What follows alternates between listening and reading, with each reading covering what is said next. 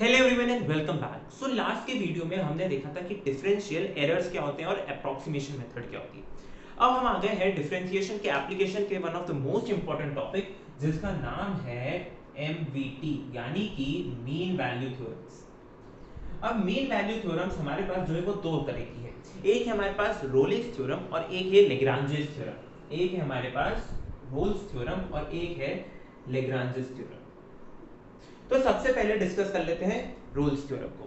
तो Rolle's theorem क्या बोलती है, देखो दोनों का जो स्टेटमेंट है वो थोड़ा थोड़ा सेम है, सिर्फ एक लास्ट पॉइंट आता है वहां पर डिफरेंस आता है, बाकी सेम है। तो रोल्स थ्योरम क्या बोलती है, रोल्स थ्योरम आपको बोलती है कि सपोज आपके पास कोई एक फंक्शन है एफ एक्स, एक रियल वैल्यूड फंक्शन है जो डिफाइंड है किसी एक इंटरवल, और कैसे interval, closed interval A B पर। क्लोज्ड इंटरवल यानी ए और बी दोनों पॉइंट इंक्लूडेड है, वहां पर भी वो फंक्शन डिफाइंड है। अगर वो फंक्शन डिफाइंड है, अगर वो फंक्शन डिफाइंड है और कैसे डिफाइंड है, such that the function is continuous on the closed interval A B. जो क्लोज्ड इंटरवल है उस पे वो क्या होना चाहिए, कंटीन्यूअस होना चाहिए। सेकंड पॉइंट क्या है कि वो डिफरेंशिएबल होना चाहिए ओपन इंटरवल पर।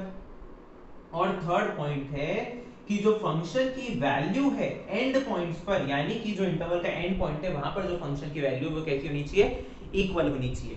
तो क्या बोलता है स्टेटमेंट कि कोई हमारे पास एक रियल वैल्यूड फंक्शन है f(x) जो एक interval closed interval a b पर डिफाइंड है, such that the function is continuous at the closed interval ab, differentiable on open interval ab, and the end points have the same value at the function। यानी कि fa और fb की value कैसी है, बराबर है। अगर ऐसा स्टेटमेंट होल्ड होता है, अगर ऐसा स्टेटमेंट होल्ड होता है, then there exists a point c which is in open interval ab। यानी कि ये जो c है ना a के बराबर है और ना b के बराबर है, ये इन दोनों के बीच में है, ठीक है, belongs to open interval ab such that f dash c is equal to 0। कैसा पॉइंट एग्जिस्ट करता है, एक ऐसा पॉइंट एग्जिस्ट करता है कि अगर मैं जो मेरा फंक्शन उसका डेरिवेटिव निकालूं उस पॉइंट पर, तो वो मेरे को क्या मिलेगा, 0 मिलेगा। ये तो गया स्टेटमेंट। अब बारी आती है इसके ज्योमेट्रिकल इंटरप्रिटेशन की, ठीक है। तो इसका ज्योमेट्रिकल इंटरप्रिटेशन क्या होता है, देखिए कि अगर आपके पास, ठीक है, ज्योमेट्रिकल इंटरप्रिटेशन यानी ज्योमेट्री, ज्योमेट्री यानी क्या है, फंक्शन है तो graph, right. Suppose this is point A, this is point B, इन दोनों पॉइंट के बीच में आपके पास एक ग्राफ डिफाइंड है, ठीक है। मुझे क्या चाहिए, ए और बी पर बराबर वैल्यू चाहिए, राइट। सो अगर मेरी एफ ए की वैल्यू ये है तो दिस इज पॉइंट बी, ठीक है। मेरे पास क्या कंडीशन है कि एफ ए और F B, this is F B, this is F A, ठीक है। एफ ए और एफ बी मुझे बराबर दिखने चाहिए। अगर एफ ए और एफ बी बराबर है तो ज्योमेट्रिकल इंटरप्रिटेशन क्या बोलता है कि कोई ना कोई एक पॉइंट बीच में, कहीं पर भी बीच में एक पॉइंट ऐसा एग्जिस्ट करेगा, कैसा एग्जिस्ट करेगा कि अगर इस पॉइंट से कोई टेंजेंट पास हो रही है, इस पॉइंट से कोई टेंजेंट पास हो रही है, तो वो एक्स एक्सिस के कैसी होगी, पैरेलल होगी। कैसी होगी, एक्स एक्सिस के पैरेलल। ये जो मेरी एक्स एक्सिस है इसके पैरेलल होगी, ठीक है। आप कैसे भी देख लीजिए, सपोज करिए ये ग्राफ ऐसे होने की बजाय ऐसे होता, ठीक है, ये एफ ए की वैल्यू, ये एफ बी की वैल्यू, तो तब भी मेरे पास एक पॉइंट कोई ना कोई सी ऐसे एग्जिस्ट कर रहा है जहां पर जो मेरी टेंजेंट है वो एक्स एक्सिस के पैरेलल है। अगर ग्राफ को एंड पॉइंट्स पर इक्वल होना है, अगर ग्राफ को एंड पॉइंट्स पर इक्वल होना है तो उसको कहीं ना कहीं से वापस उस पॉइंट पे आना पड़ेगा। अगर ग्राफ इंक्रीजिंग जा रहा है, अगर ग्राफ इंक्रीजिंग जा रहा है और उसको बराबर आना है तो उसको नीचे आना पड़ेगा। अगर ग्राफ डिक्रीजिंग जा रहा है और उसको वापस एंड पॉइंट उसी पे आना है, बराबर पे आना है, तो इंक्रीज होना पड़ेगा, राइट। अब हो सकता है कि ग्राफ ऐसे जाके एकदम से इंक्रीज हो जाए, हो सकता है ऐसे जाके एकदम से डिक्रीज हो जाए। अल्टीमेटली आपको एक ना एक पॉइंट ऐसा मिलेगा जहां पर उसकी टेंजेंट जो है वो एक्स एक्सिस के कैसी होगी, पैरेलल होगी, ठीक है। ये तो क्या हो गया, ज्योमेट्रिकल इंटरप्रिटेशन हो गया। अब ज्योमेट्रिकल इंटरप्रिटेशन के बाद हमारे पास आता है एल्जेब्रिक इंटरप्रिटेशन, ठीक है। एआई का मतलब आर्टिफिशियल इंटेलिजेंस नहीं है, एआई का मतलब है एल्जेब्रिक इंटरप्रिटेशन।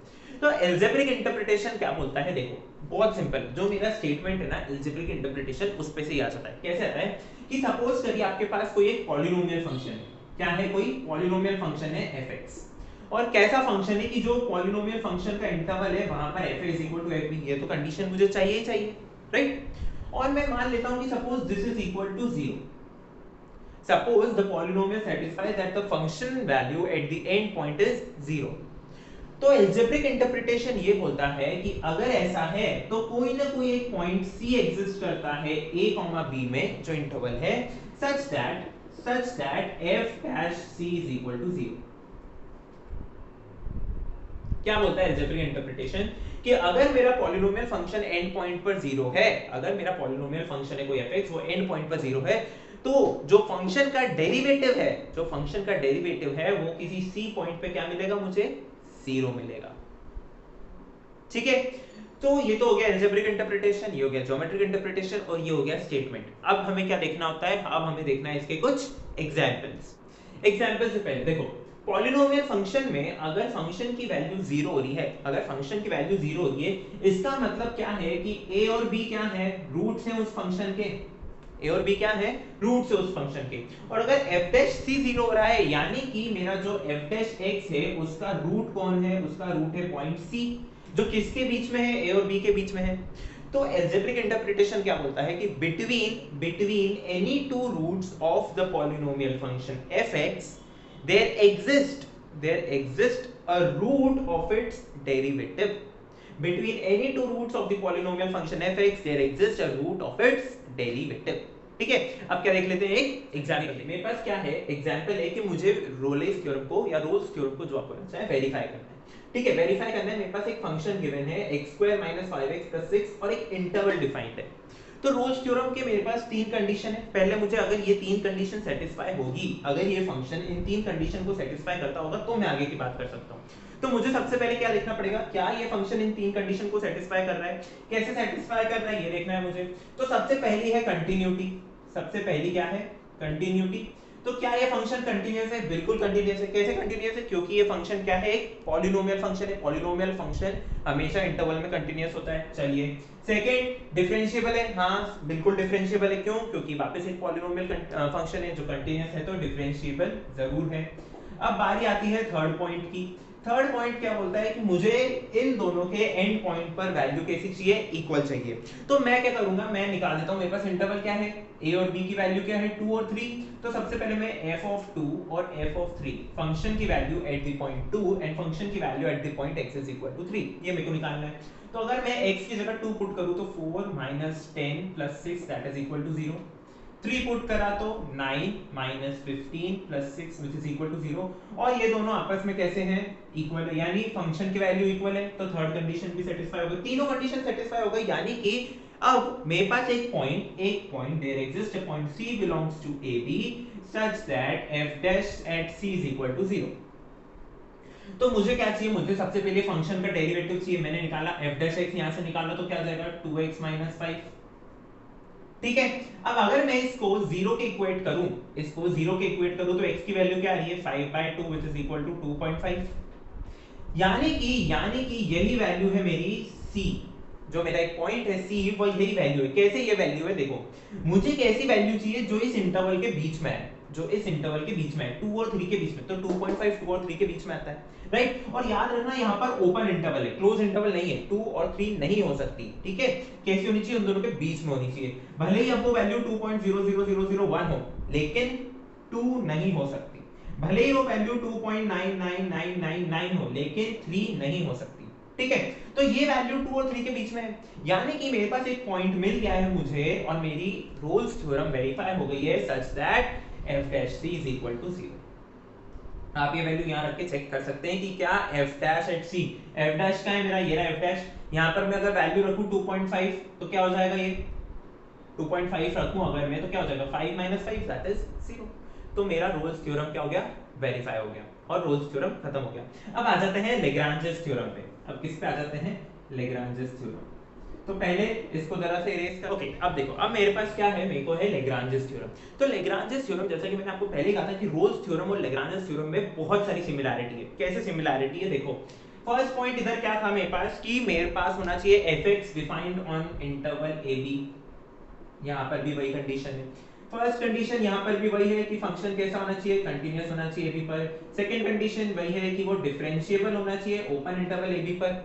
लेकिन यहाँ पर बची दो ही कंडीशन है। यहाँ पर जो ये थर्ड कंडीशन है इधर लेग्रांजेस में एग्जिस्ट नहीं करती है। अगर थर्ड कंडीशन एग्जिस्ट नहीं करती यानी कि यहाँ पर चेंज आएगा, तो अब यहाँ पर क्या चेंज आएगा हमें वो देखना है। तो वो बोलते हैं कि there exist a point C belongs to AB such that, एक पॉइंट A और B के बीच में C एग्जिस्ट करता है such that f dash C is equal to FB minus FA upon B minus, ठीक है। अब आप अगर ध्यान से देखो तो लेग्रांजेस से आप रोल्स थ्योरम पे आ सकते हो। कैसे आ सकते हो? रोल्स थ्योरम की थर्ड कंडीशन क्या थी कि FA और FB बराबर हो, FA और FB बराबर हो। मैंने इसीलिए इसको नहीं मिटाया ताकि आप कंपैरिजन देख सको। तो FA और FB अगर बराबर हो गए तो न्यूमरेटर 0 हो जाएगा, डिनोमिनेटर 0 नहीं होगा क्योंकि A और B बराबर नहीं है, तो डिनोमिनेटर 0 नहीं है यानी कि ये एक वैलिड डिवीजन है। तो अगर ऊपर 0 बन गया तो अपने आप f डैश t 0 हो जाएगा, ये कंडीशन आ गई, राइट।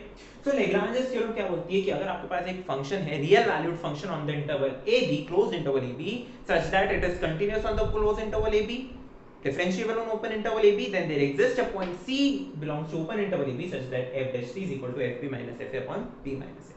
ये तो हो गया लेग्रांज थ्योरम का स्टेटमेंट। अब बारी आती है one of the most important thing, इसका ज्योमेट्रिकल इंटरप्रिटेशन, ठीक है। देखो रोल्स थ्योरम में क्या था? रोल्स थ्योरम में था कि जो फंक्शन की वैल्यू है वो इक्वल हो रही थी, तो ग्राफ अल्टीमेटली हम उन दो पॉइंट्स के बीच में देखेंगे। यहाँ पर ऐसी कोई कंडीशन नहीं है, तो यहाँ पर अगर मैं ग्राफ बनाऊं तो वो ग्राफ मेरा कुछ इस तरीके से भी जा सकता है कि suppose this is my point A and this is f of A, this is my point B and this is f of B, unequal जा सकते हैं, राइट। मुझे क्या देखना है, अगर मैं FA और FB को ज्वाइन कर दूं, ठीक है, this is my point FB B, FB and this is my point A, f of A। अगर मैं इन दोनों पॉइंट्स को ज्वाइन कर दूं, ठीक है, geometrical interpretation of Lagrange's theorem क्या बोलता है, अगर आपने इन दोनों पॉइंट को ज्वाइन किया है, इन दोनों पॉइंट के बीच का ग्राफ कंटीन्यूअस है, डिफरेंशिएबल है, तो आपके पास कोई एक पॉइंट ऐसा जरूर एग्जिस्ट करेगा, जिससे जो टेंजेंट है, बात हमेशा टेंजेंट की हो रही है, उधर क्या था, tangent parallel to x axis आ रहा था, ठीक है ना। यहां पर क्या आएगा, tangent parallel to this chord. कोई एक पॉइंट C ऐसा एग्जिस्ट करेगा, जो टेंजेंट उस पॉइंट से जा रही है वो इस कॉर्ड के क्या होगी, पैरेलल होगी। बस इतना ही है ज्योमेट्रिकल इंटरप्रिटेशन में चेंज।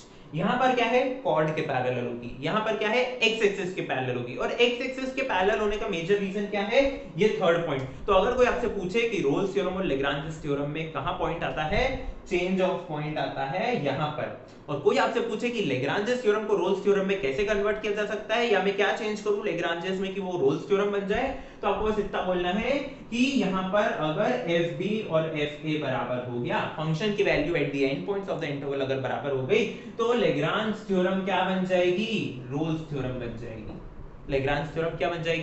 रोल्स थ्योरम बन जाएगी, ठीक है। अब क्या करते हैं, लेग्रांज थ्योरम का एक एग्जांपल भी देखते हैं। तो मेरे पास एग्जांपल में एक फंक्शन डिफाइंड है fx, जो मुझे क्या दिख रहा है, एक पॉलिनोमियल फंक्शन दिख रहा है। सबसे पहले ये नोटिस करने की बात है, ऑन द इंटरवल 3 to 5, ठीक है। इंटरवल का ध्यान रखना बहुत जरूरी है, क्योंकि यहाँ पर किसका खेल है, इंटरवल का ही तो खेल है, ठीक है।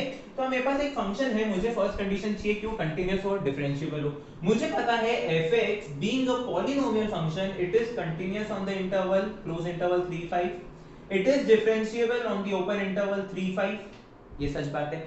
इसका मतलब there exist a point C belongs to AB, C एक पॉइंट एग्जिस्ट करता है AB इंटरवल में, such that f dash C is equal to f of B minus f of A, f of B यानी f of 5 minus f of 3 upon 5 minus 3। तो अब मुझे पहले ये सारी वैल्यूज चाहिए, चलिए मैंने निकाला, f of 5 मैंने निकाला, तो मेरे पास क्या आएगा, 5 minus 3 2 into 5 minus 6 minus 1 into 5 minus 3 minus 4, that is 8। f of 3 निकाला मैंने, so 3 minus 3 0 into minus 3 into minus 6, that is ultimately 0, ठीक है। अब f dash c चाहिए, यानी मुझे f dash x चाहिए। f dash x आपको यहां से निकालना पड़ेगा। कैसे निकालना पड़ेगा, या तो आप इस पूरे का मल्टीप्लिकेशन कर लो, तो आपके पास एक इक्वेशन बनेगी, उस एक इक्वेशन का आप क्या कर लो, डिफरेंशिएशन कर लो। तो f dash x जो आपका आ रहा है, देखिए मैं डायरेक्ट लिख देता हूं, f dash x आ रहा है 3x square minus 36x plus 99, ये मेरा क्या आ रहा है, f dash x आ रहा है। तो f dash x आ गया मेरे पास, तो मुझे क्या करना है, मुझे एक c पॉइंट फाइंड करना है such that this is equal to this. यानी कि मुझे इस f डैश x को इक्वेट करना है, इस f डैश x को इक्वेट करना है किससे, इससे। तो ये वैल्यू क्या है 8 - 0 / 5 - 3 दैट इज इक्वल टू 4। ठीक है, ये वैल्यू है आपके पास, ये वैल्यू है आपके पास। अब क्योंकि ये क्या बन जाएगी, क्वाड्रेटिक इक्वेशन बनेगी। देखो कैसे, 3x² - 36x और ये 4 इधर आएगा तो इधर क्या बन जाएगा, प्लस का 95 इज इक्वल टू 0। अब इसमें से आप पूरे में से जैसे तैसे करके आपको क्या करना है, फाइंड करना है, क्या आपको इस इक्वेशन के रूट्स फाइंड करने हैं। तो मैं क्या करूंगा, श्रीधराचार्य फार्मूला या क्वाड्रेटिक फार्मूला जो आप बोलना चाहे वो यूज करूंगा मैं। x is equal to -b plus minus root of b square यानी -36 का स्क्वायर माइनस 4 इंटू a की वैल्यू 3 इंटू c की वैल्यू 95 अपॉन 2a 2 इंटू 3। इसको आपको क्या करना है, सॉल्व करना है। तो जब आप इसको सॉल्व करते हैं तो आपके पास दो आंसर आते हैं, एक आंसर आता है 8.08 और 3.92। तो अब आप बोल रहे हैं इन दो आंसर का क्या करना है, मेरे पास तो एक c एक यूनिक पॉइंट होगा ना। तो वो c जो यूनिक पॉइंट है वो कैसे डिसाइड होता है, वो डिसाइड होता है इंटरवल के बेसिस पे। अब इंटरवल क्या है मेरा 3,5 और 3,5 कैसा लेना है, मुझे ओपन में लेना है। 3,5 कैसे लेना है, ओपन में लेना है। तो 8 तो बाहर हो गया, बचा 3.92 3 और 5 के बीच में आता है, यानी कि ये जो 3.92 है यही मेरे किसकी वैल्यू है, c की वैल्यू है। और कैसा पॉइंट है c, such that f dash c is equal to this, hence verified, hence Lagrange's theorem is verified, Lagrange's mean value theorem is verified। तो देखा आपने कितना सिंपल है मीन वैल्यू थ्योरम। अब आप सोच रहे होंगे मीन वैल्यू थ्योरम हमने पढ़ तो ली, अब मीन वैल्यू थ्योरम हमको काम का आएगी। तो जब भी आप डिफरेंशिएशन पढ़ेंगे, डिफरेंशियल्स पढ़ेंगे, तो मीन वैल्यू थ्योरम आपको जरूर काम आएगी। क्यों काम आएगी, क्योंकि जब भी आप टेंजेंट्स के साथ डील करेंगे, डिफरेंशियल्स के साथ डील करेंगे, तो मीन वैल्यू थ्योरम कहीं ना कहीं यूज आएगी। और ऐसा नहीं है सिर्फ मैथमेटिक्स में, आप मीन वैल्यू थ्योरम्स को अलग अलग फील्ड्स में भी पाएंगे। जैसे आप फिजिक्स में भी कभी कभी मीन वैल्यू थ्योरम का यूज पाएंगे जब आप फिजिक्स के डेरिवेशंस करते हैं। ठीक है, सो इसी के साथ मिलते हैं अगले वीडियो में। तब तक के लिए thank you for watching and keep supporting and don't forget to check out the notes.